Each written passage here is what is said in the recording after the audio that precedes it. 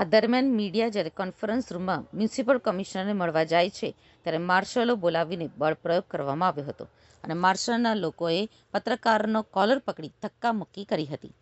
Media સાથે ઉદ્ધતાઈભર્યું વર્તન કર્યું હતું. જોકે સ્થિતિ વણસતા દાલગેટ પોલીસને બોલાવવામાં આવી હતી અને પોલીસ દ્વારા 2 મીડિયા કર્મચારીઓને લાઠી મારવામાં આવી હતી.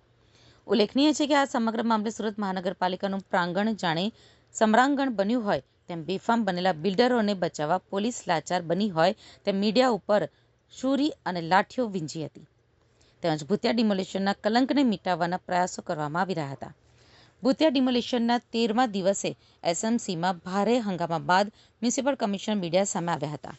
મ્યુનિસિપલ કમિશનર એમ નાગરાજન જાણે કે અધિકારીને બચાવવાનો પ્રયાસ કરી રહ્યા હોય તેવું લાગી રહ્યું હતું અને મીડિયા સાથેની વાતચીત દરમિયાન 8 મિનિટમાં મ્યુનિસિપલ કમિશનર 18 વખત એક જ શબ્દ બોલ્યા હતા કે આ તપાસનો વિષય છે.